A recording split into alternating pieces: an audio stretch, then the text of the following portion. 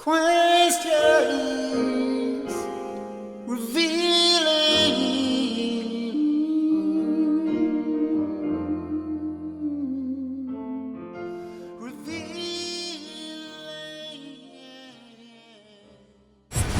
James Galena says, will you and Steve Hackett ever make a solo album together of original songs?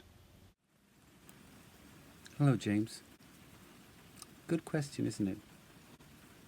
Would Steve and I make a solo record together? Only the stars can tell that. I haven't been asked. Though he offers to play on my album. But that's not the same thing. It's written in the stars. They know the answer. I don't. Thank you. Bonnie Brown says, your voice is so spectacular, your presence so theatrical. Will you ever consider taking your talent to the Broadway stage? Hello, Bonnie. Just for you. I'm standing on the top of the mountain above my sight. Dramatic, you say. Taking it to Broadway, you say. I sang quite a few songs from The Lamb Lies Down on Broadway. So I guess that would probably be it. No, but to be serious about your question, if somebody would want me to knock on the door to any Broadway theatre and say, hello, I'm Nad, do you want me? Sure, but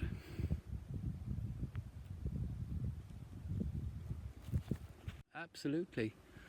If anybody out there from Broadway needs a theatrical dramatic singer who's very flamboyant from time to time, fucking wasps everywhere. It's a wasp summer. I'm your man. Cheers.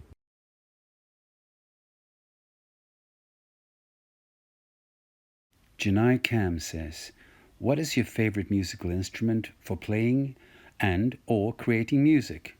Other than voice, of course.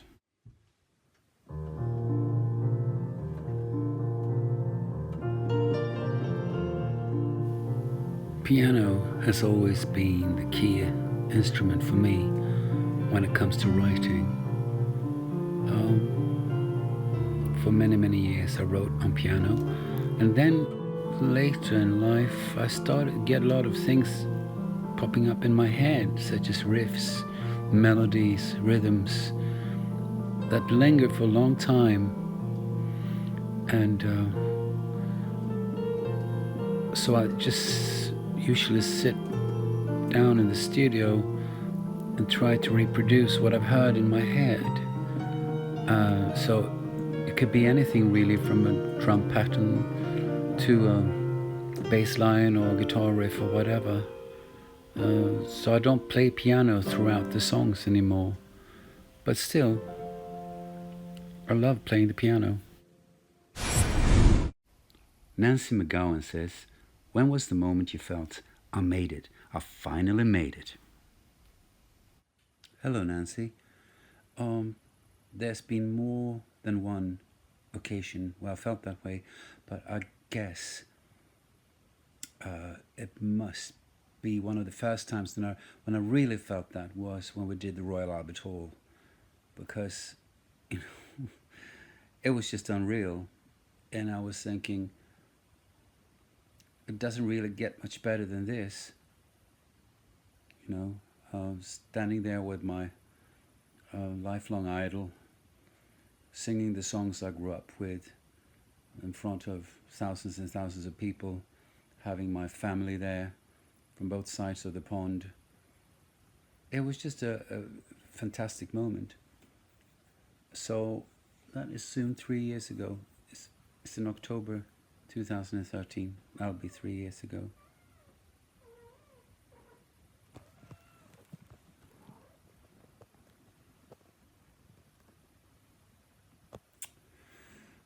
All the best. Thanks. Jen Hughes says, what are you and Scroot having for tea this evening? Hello, Jen.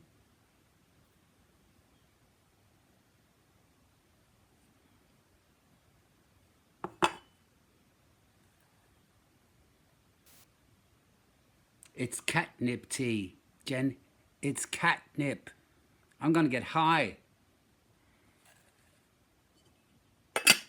Better be good. Julie Rupp Oaks says, "Hi Nad, what is your favorite part of being a musician? The creative writing and recording part, or the touring and traveling? You live in such a nice place that I would think it's hard to leave for long travels." Hello, Julie. Somebody's whistling here. Thanks for your question. Good question too, isn't it? It's like two sides of a coin. You can't really compare them. Those two sides. One side is writing, producing, and recording. And the other side is going on the road, meeting the audience. It's both aspects are a bit tough sometimes, but I couldn't skip one for the other. It's good with variety, isn't it? So I'll Scrooge around here, so as usual, But of course, living in this environment is spectacular, really. And being away from home for a long time can be hard. If it's in the winter, it's okay. But in the summer, you have to realize it's getting close to 10 p.m. here. And this is what it looks like. Oh, I just dropped my glasses. This is what it looks like, 10 o'clock in the evening. I'm on my balcony.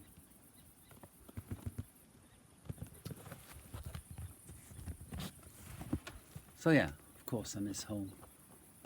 I always do when I'm on the road.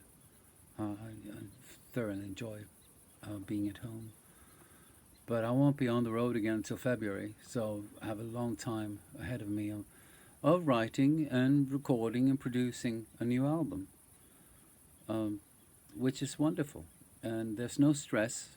I can work at my own pace, which is great. So I hope that answers your question. Thank you very much. Cheers. Ricky Lewis says, "Nad, I know of your influences. I flip out of your music and talent. You're only in the beginning of even more great music. You've played with the best, etc., etc. My question is this. I know a lot of your fans. We all have the same thoughts. How the hell are you the nicest, sweetest, most thoughtful and most approachable prog artist? Your parents and family must have been special. Fill us in." Oh, Ricky, my love, my absolute craziest fan in the world. This is for you. We let's share a bottle of champagne, shall we? I already have my glass filled up here. Oh Christ! Well, that is such a huge compliment. Oh, thank you for that. Why I'm so nice? I don't know. I don't know how to compare with. I'm just being myself. I guess probably a bit has to do with the fact that I had my break so late in life. I've been struggling so many years, and that has humbled me. I was 53 when Steve discovered me, and I'm now 57. And also, I was raised not by my parents. I was raised by my grandparents. They were both born in 1906, 1907, and they've installed some sort of old kind of moral into my system, which I'm very grateful for. Of course, when I was little, I thought they were sort of being Stone Age kind of people, but they did let me have posters of Beatles and stuff on my wall when I was about 7 or 8. So in a way, they were very cool. And as some of you know, my grandmother went out and bought some records for me, like Beatles, Jimi Hendrix, Stones, and what have you. I had a very, very wonderful upbringing with my grandparents in Malmo. I still miss them. I even miss my mother. She left us 7 years ago, but didn't spend many years with my mother, and my dad was never really there. He's always been aloof and always been in the States, whereas I was here in Sweden. So this is to you, Ricky, for being such a sweetheart, and thank you, and all the best. Delicious. James Skrillov says, "Hi Nad, what music is in your iPod or any music player right now?" Hello, James. Absolutely nothing. I've turned it off. Sorry for being such a wanker, but that's me, and it's late at night.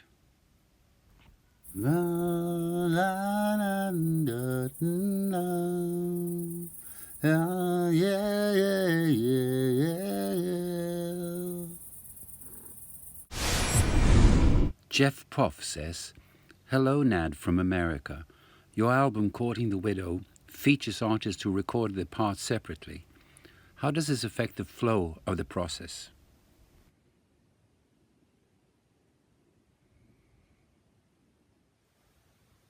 Hello, Jeff, and greetings from my little guest cabin. To answer your question, all music and all the songs were already arranged before I sent the music to each musician. So they recorded their bits in different studios, of course. I had some guitar guides. I had most of it arranged very strictly, but they did come up with their own ideas, which I sort of blended in where I thought it was suitable. So it went really, really quick. And they were very quick to deliver too. So it didn't slow down in the process. It really helped me to work faster, funnily enough, because you didn't have to sit in the studio and talk things over and compromise. It was my album, and I was behind the wheel. I was the quartermaster. Thank you. Matt Buck says, "Hi Nad, how does composing and working as a group compare to the life of a solo artist? Do you feel you thrive more with the group feedback and contribution? I can say your last album had many memorable hooks. Also, Agents of Mercy 4?"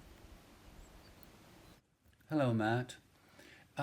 Group chemistry is a really good thing if you can bounce off ideas of each other and will be ready to compromise a lot. As for me, it works like 50%.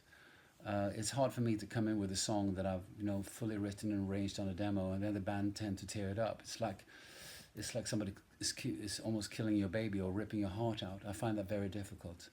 I believe that within the band context, it's better to come in with ideas of a song, and then you sort of write the songs together.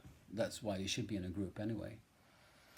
But being a solo artist, I feel it's very good to have somebody to bounce ideas with, toy around. And Courting the Widow, I did basically all by myself. It was very lonesome work, but I enjoyed it because it was a huge outlet for me.